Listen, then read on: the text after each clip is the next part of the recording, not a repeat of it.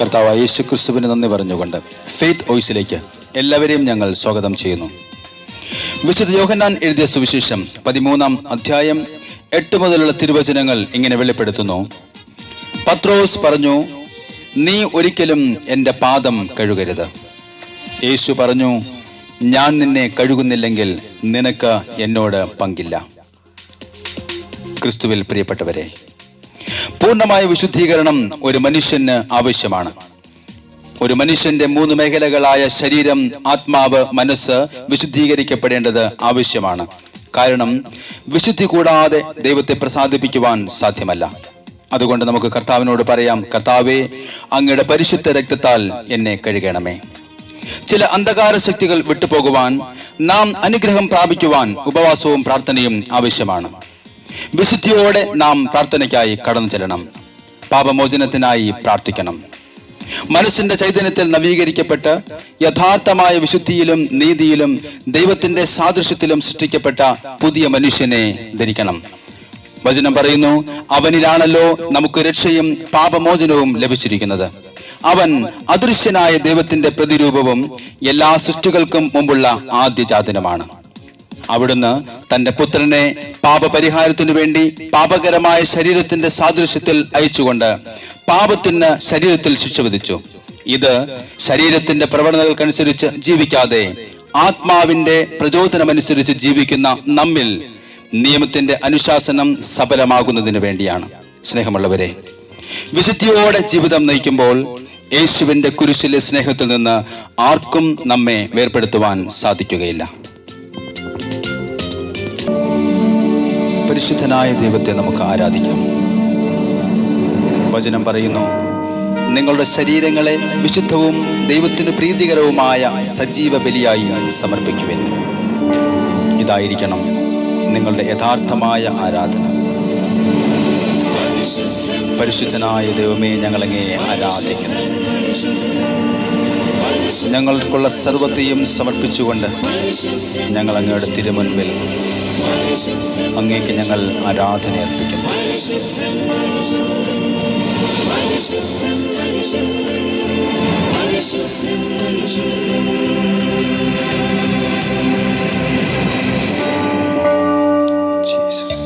പരിശുദ്ധൻ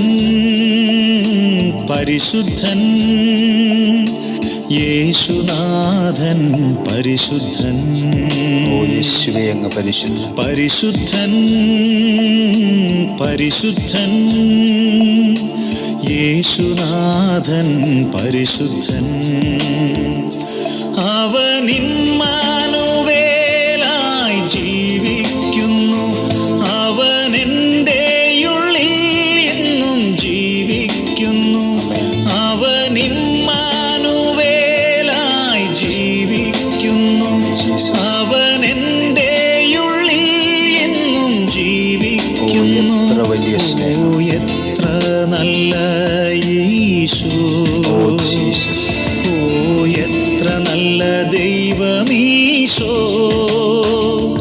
ഓ എത്ര നല്ല യേശു,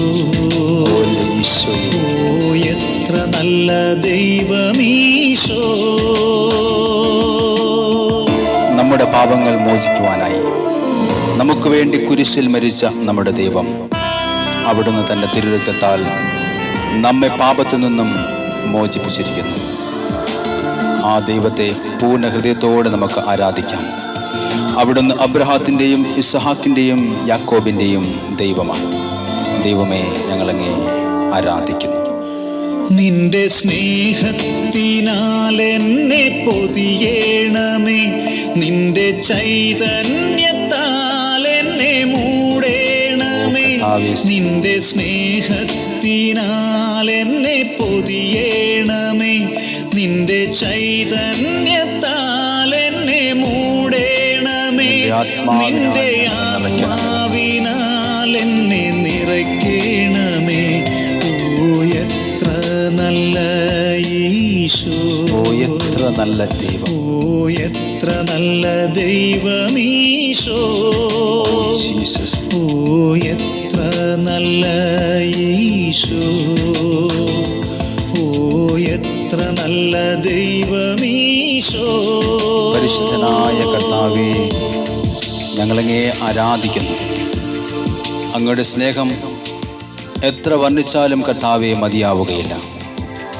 ദൈവമേ, അങ്ങയുടെ സ്നേഹത്തിൽ ഞങ്ങളെ തന്നെ കർത്താവെ മുങ്ങിക്കൊണ്ട് ഞങ്ങൾ അങ്ങയുടെ ചൈതന്യത്തിൽ കർത്താവെ നിറഞ്ഞ് അബ്രഹാത്തിൻ്റെയും ഇസ്ഹാക്കിൻ്റെയും യാക്കോബിൻ്റെയും ദൈവത്തെ ആരാധിക്കുവാൻ കടന്നു വരുന്നു.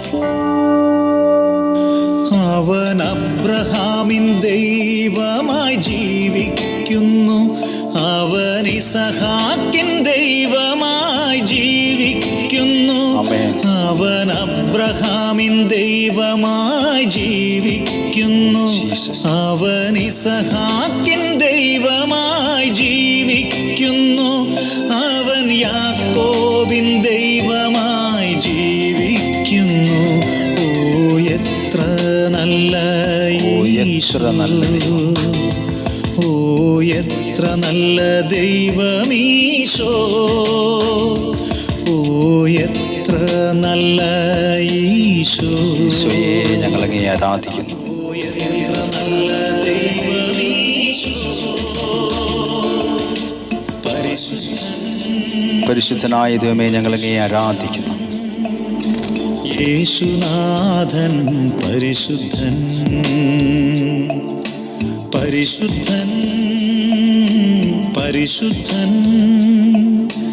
യേശുനാഥൻ പരിശുദ്ധൻ. ആമേൻ.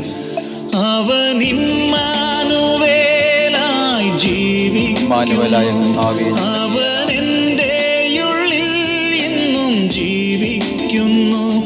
അവൻ ഇമ്മാനുവേലായി ജീവിക്കുന്നു, അവൻ എൻ്റെ ഉള്ളിൽ എന്നും ജീവിക്കുന്നു. എത്ര നല്ല ഈശോ, എത്ര നല്ല ഈശോയെ, എത്ര നല്ല ദൈവമീശോ. ദൈവമേ, ഞങ്ങളങ്ങേ ആരാധിക്കുന്നു. എത്ര നല്ല ഈശോ. പരിശുദ്ധനായ ദൈവമേ, ഞങ്ങളങ്ങേ ആരാധിക്കുന്നു. എത്ര നല്ല ദൈവമീശോ. ഇന്ന് കർത്താവായ യേശുവിന്റെ രക്തത്താൽ നിങ്ങൾ വിശുദ്ധീകരിക്കപ്പെടട്ടെ എന്നും അതുവഴി കർത്താവിന്റെ സംരക്ഷണം നിങ്ങൾക്കും നിങ്ങളുടെ കുടുംബാംഗങ്ങൾക്കും ഉണ്ടാകട്ടെ എന്ന് യേശു ക്രിസ്തുവിന്റെ നാമത്തിൽ ഞങ്ങൾ പ്രാർത്ഥിക്കുന്നു.